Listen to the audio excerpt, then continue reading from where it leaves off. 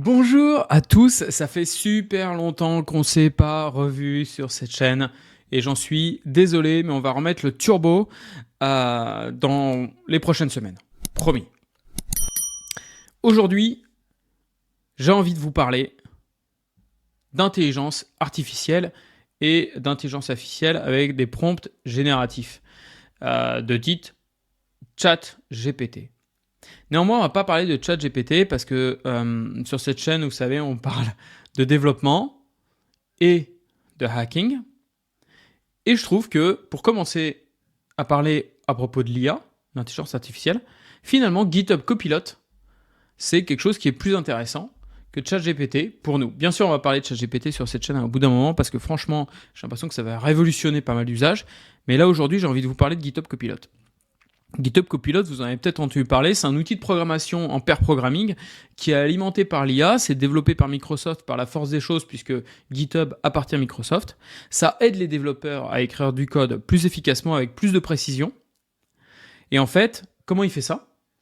Eh bien, il fournit des suggestions de style de type semi-automatique au fur et à mesure que tu codes en fait, en fonction du contexte du fichier sur lequel tu travailles et de tous les autres fichiers qui sont associés.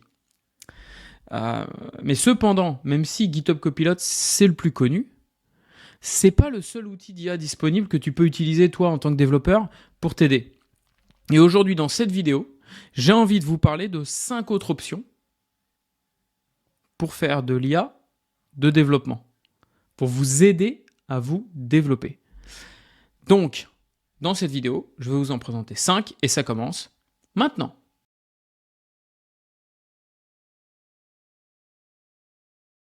Si tu connais pas cette chaîne, on parle de hacking, on parle de sécurité pour le grand public, on parle de développement et surtout de développement sécurisé. C'est une chaîne autour du hacking et de la sécurité.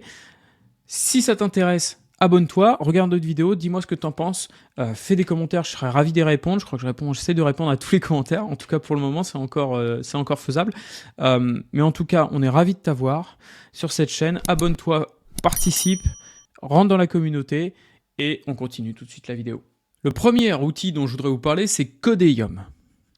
Codeium, c'est un outil de programmation donc en intelligence artificielle qui peut être intégré dans des éditeurs de code, des IDE, comme par exemple Visual Studio Code, PyCharm, JetBrains, IntelliJ, Android Studio, j'en passe et les meilleurs. Et ça va permettre aux développeurs, à toi, en fait, de créer du code beaucoup plus rapidement grâce à sa fonctionnalité de suggestion de code. Il prend en charge, comme GitHub Copilot, des langages de programmation qui sont très populaires comme Java, Python et ainsi de suite. Il va générer instantanément, quand tu codes finalement, plusieurs suggestions. Lorsque tu vas commencer à écrire un fragment de code, il va te proposer des choses, donc c'est vraiment, vraiment génial. Et en fait, après toi, tu vas simplement devoir appuyer sur Tab, sur ton clavier, finalement, pour ajouter automatiquement la suggestion de code de l'IA automatiquement au sein de ton bout de code. Donc ça, en fait, ça va te permettre de passer très très facilement d'une suggestion de code à une autre. Ça te permet de vraiment développer beaucoup beaucoup plus vite. Voilà à quoi ressemble dans un IDE finalement Codeium. Et quels sont les avantages en fait qui sont inclus. Bon, voilà, le premier, c'est qu'il y a la prise en charge de plusieurs langages de programmation. Il y a des suggestions rapides qui sont réalisées par l'IA. De la même façon, il y a la possibilité de passer d'un modèle de collage à un autre. Donc, plusieurs suggestions de code qui sont proposées. Tu passes de l'un à l'autre, c'est vraiment rapide. Ce qui est génial, c'est que c'est gratos pour l'instant et que ça peut être déployé dans beaucoup, beaucoup d'éditeurs. Là, on voit, franchement, il y a beaucoup d'éditeurs. Donc, c'est vraiment une option à considérer de mon point de vue pour développer plus rapidement avec une IA. La deuxième possibilité que je voudrais vous présenter qui s'offre à vous, c'est CodeGeeks. CodeGeeks IA, donc c'est une solution chinoise. Donc ça, chacun fera ce qu'il veut en fonction de ça. Mais je tenais à le préciser. C'est un outil de développement qui est pareil, multilangage, basé sur l'IA avec des suggestions de code. Il y a des fonctionnalités de saisie semi-automatique, des traductions de code. C'est un assistant qui va travailler à tes côtés pour s'assurer que tu vas générer du code de la façon la plus simple possible et la plus rapide possible. En fait, il y a quelque chose qui est très intéressant dans CodeGeeks, c'est qu'il n'est pas limité par les langages de programmation parce qu'il va pouvoir convertir ton code dans un langage de programmation différent. Donc ça, c'est assez dingue. Il va pouvoir faire du Java et le convertir en Python. Donc ça, c'est vraiment fou. Quels sont les avantages de CodeGeass ? En fait, il est alimenté par des référentiels de code qui sont monstrueux, énormément de repositories. Il y a plus de 20 langages de programmation qui sont disponibles. Il y a effectivement ce que je viens d'évoquer, c'est une fonctionnalité de traduction pour convertir le code écrit dans un langage de programmation dans un autre. Donc si vous êtes un expert du Python, finalement, vous allez pouvoir devenir très facilement un expert du Java, puisqu'il va pouvoir vous traduire un langage de programmation vers un autre. Donc voilà à quoi ressemble CodeGeass. Et c'est utilisable directement dans le playground que vous voyez ici. Le troisième outil dont je voudrais vous parler, c'est Amazon Code Whisperer, ce chuchoteur de code. Comme tous les autres, en fait, donc il va pouvoir vous permettre la saisie semi-automatique qui est alimentée par l'IA en fonction de ce que vous êtes en train de développer et ainsi de suite. Il y a des capacités de refactorisation, donc vous générez un code qui est pas très optimisé, va pouvoir vous le refactorer, donc ça c'est vraiment quelque chose qui est génial. C'est développé par Amazon, donc c'est assez costaud, il y a une grosse boîte derrière qui arrose ça. C'est aussi très simple finalement, vu que c'est avec Amazon, de le connecter à des Amazon Web Services, à des compartiments S3, des conteneurs et ainsi de suite. Donc ça c'est vraiment quelque chose qui est très intéressant avec Amazon Code Whisperer, comme vous pouvez le voir ici, voilà. Il y a aussi des aspects de sécurité, à pouvoir scanner le code qui est généré ou que vous avez généré vous-même. Et de la même façon, il est très facilement intégrable dans de nombreuses IDE et il supporte de très nombreux langages. De mon point de vue, Amazon Code Whisperer, il n'a pas vraiment d'inconvénients et il fonctionne excessivement bien. C'est vraiment quelque chose à tester, surtout si vous êtes dans l'univers AWS. Le quatrième outil dont je voudrais vous parler, c'est Tabnine. Tabnine, c'est l'un des premiers outils de complétion de code alimenté par l'intelligence artificielle qui a été arrivé sur le marché. Il a un plugin de complétion de code pour votre éditeur de code préféré, et à ce niveau-là, il y en a beaucoup. Voilà. Vous pouvez voir Visual Studio Code, IntelliJ, Android Studio et ainsi de suite. Contrairement aux autres modèles d'intelligence artificielle sur le marché, en fait, Tabnine ne forme pas ses algorithmes en utilisant du code open source qui est disponible. Parce qu'en fait, il y a quelque chose de très important pour eux, c'est que votre code est toujours votre propriété et c'est votre code. Donc, il apprend en même temps que vous. En fait, ça va finalement fonctionner en analysant le code que vous avez écrit et il va permettre d'écrire du code de façon plus rapide et avec plus de précision. Il va suggérer des mots, des phrases que tu pourrais vouloir utiliser par la suite et ainsi de suite. C'est vraiment intelligent. Ça peut être personnalisé pour s'adapter à ton style de codage à toi. Donc Tabnine, ça peut être dans le cloud, ça peut être local, ça c'est en fonction de vous. C'est dispo partout où vous êtes. Et surtout, ça peut utiliser des repos privés et ça en fait, comme je disais juste avant, ça va utiliser ta façon de coder et ainsi de suite et ça se base pas sur des énormes modèles. Donc oui, ça peut être un inconvénient parce que finalement, il apprend en même temps que toi. Par contre, si vous avez des choses très personnelles, privées, risquées à partager sur des gros modèles qui vont finalement aussi prendre votre code, l'analyser et le fournir un peu à tout le monde, bah celui-là, il résout tout ce genre de problèmes. Et c'est en ça que je pense il est vraiment très très intéressant. Et Tabnine, il vaut vraiment le coup d'être testé, de voir si ça peut fonctionner pour vous. Et enfin, le dernier outil dont je voulais vous parler, que je voulais vous présenter, s'appelle Blackbox AI. Blackbox AI, donc ça ne fonctionne par contre que sur Visual Studio Code. Ça offre la compilation, la suggestion de code automatique. Ça utilise des modèles d'IA qui sont larges et partagés.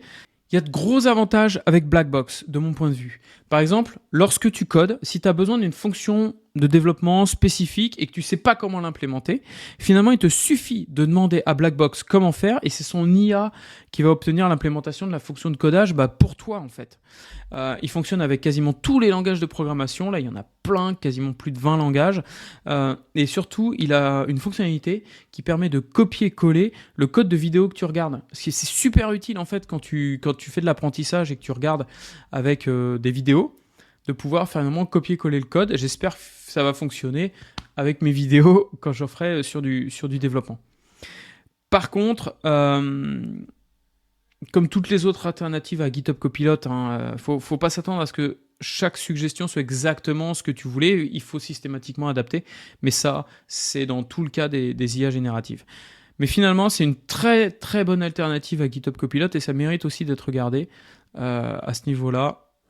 Surtout si vous utilisez VS Code, comme vous pouvez le voir, il feature number 1 sur VS Code.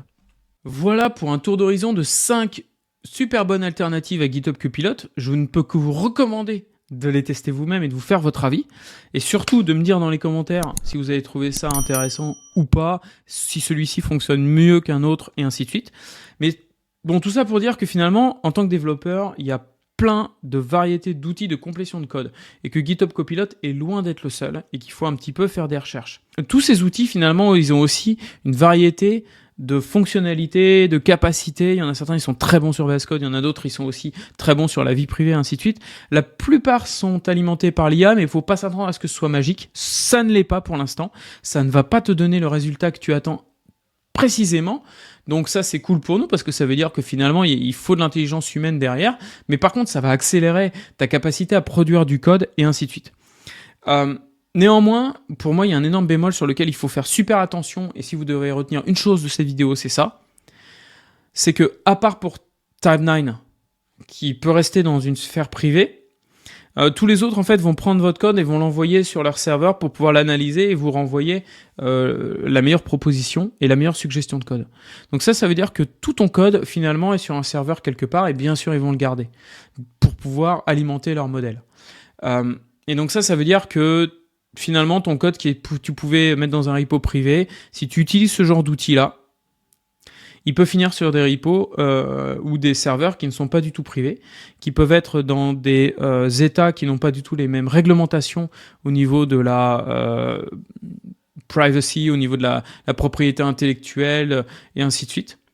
Donc c'est surtout en ça qu'il faut faire très très attention de comment vous utilisez ces outils. Si vous le faites sur de l'open source, de toute façon c'est open source, donc votre code il est open source, il est dispo à tout le monde, donc vous pouvez utiliser n'importe quoi.